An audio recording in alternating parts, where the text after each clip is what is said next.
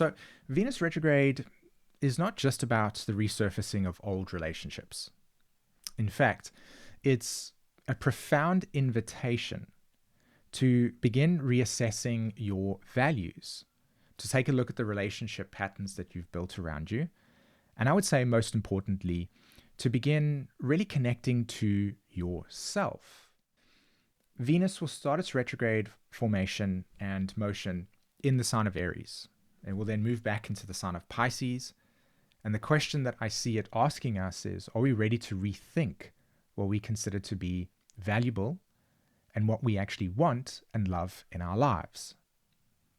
Now, Venus retrograde has an interesting phenomena, right? The Venus structure itself works like this. Venus correlates to the sign of Taurus and the sign of Libra. Taurus meaning our inner relationship to ourselves, because that's what we have. We first start with the relationship that we have to ourselves. And then we have the external social sphere that we interact with. And it's this dynamic interchange between our relationship and our needs and our perspectives and our philosophies and expectations, and how we then mirror and meet the external world. So when Venus turns retrograde, it brings the attention of the external focus right in front of us and says, let's begin to just look at yourself first. So that's why during this period of time, it's a reassessment of the types of relationships that you have around you, because you're seeing how they're formed. You're taking a look at what your values are and if they align with the current social structure you've created. And of course, it is a strong focus on yourself so that you can have a clearer sense of how you show up in relationship functions. So one of the things that I think is really interesting with this Venus retrograde is that many of us are going to come to some pretty profound moments of insight where we're going to realize that a lot of the relationship patterns that we formed have become outdated, and that we need to see that there's a reordering, a recalibration of the types of relationships that we want, because you're going to see how much you've actually grown and what it is that you don't want.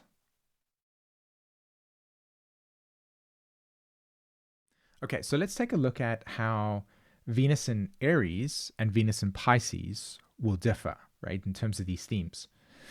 Now, when Venus is in the sign of Aries, okay, Venus loves that embracing sense of freedom, okay? We're talking about no limitation, no restriction. Let me explore. Let me find out what there is. Let me discover. And so you've got to really know that part of the theme for this retrograde is holding in our awareness, right? Holding in your life, where am I ready to take that leap of faith? Where am I ready to begin something new? So are your relationships supporting your personal growth, or are they holding you back? When Venus then moves into Pisces, the types of themes and energies that we'll then begin to experience is actually pretty different. Venus in Pisces is very fluid, right? It values openness, and it values the ending of things, not necessarily because that's what it wants. It's more of a recognition that life is in a constant state of flux, right? Things grow and then they decay and then they renew and then something new is born. So when Venus enters Pisces, it represents a theme of what is ready to be renewed, right? And so what must decay and be faded away or let go of in order for this renewal process to take shape. Remember, Aries is the moment where the renewal happens.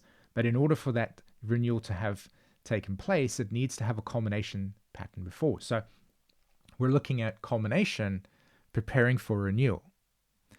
So I'm going to break down the evolutionary arc of Venus's retrograde through the sign of Aries and Pisces and what it means for us as well.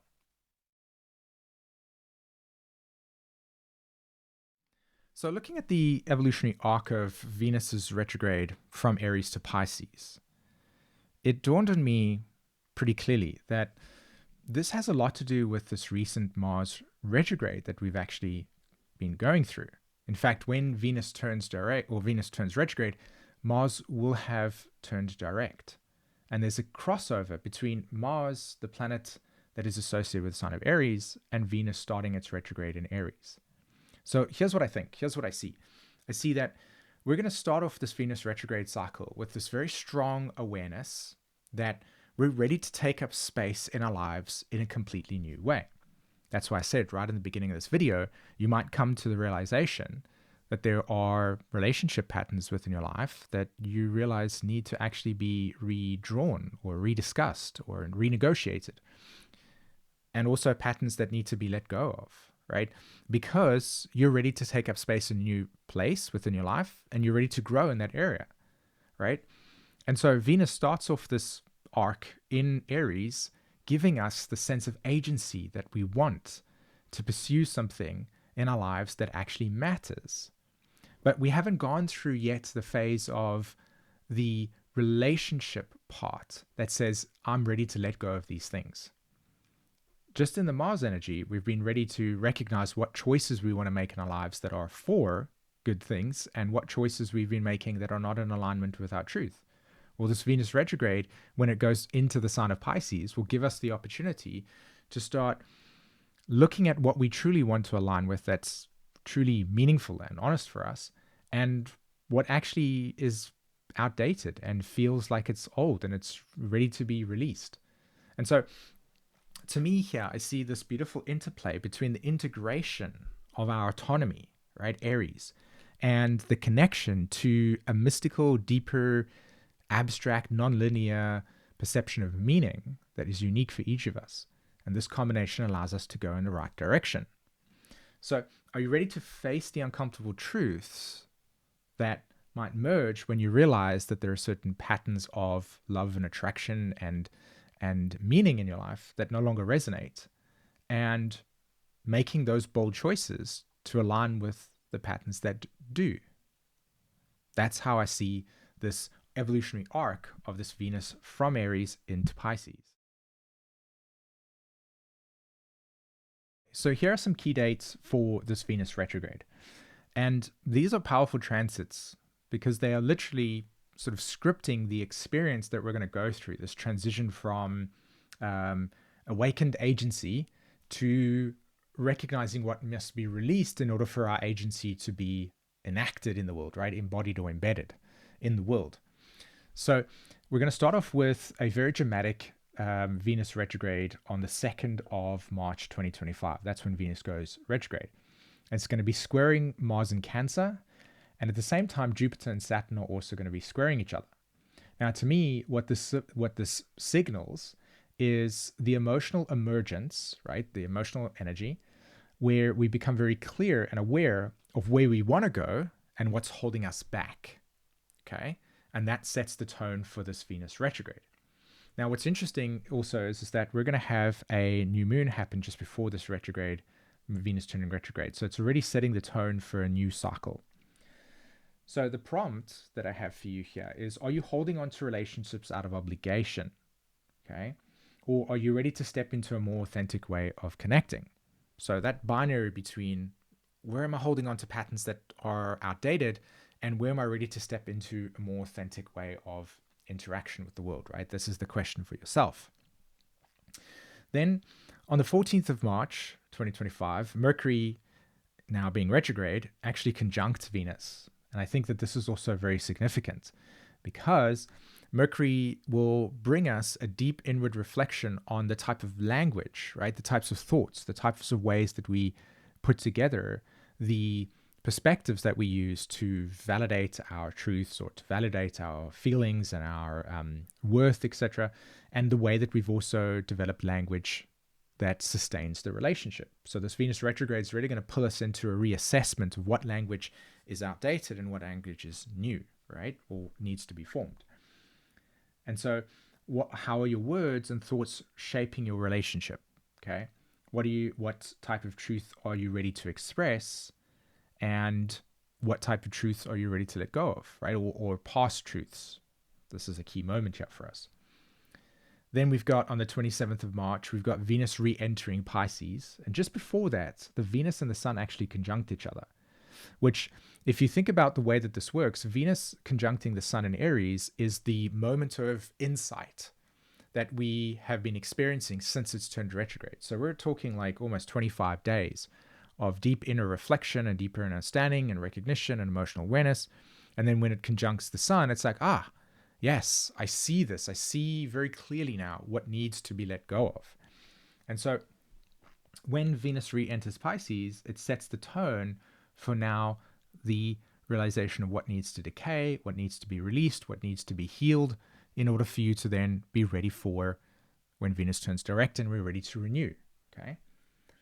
So Venus then this is on the 27th of March. Again, Venus will conjunct the North Node, and then eventually it will actually conjunct Saturn when it turns direct, right? This is in April.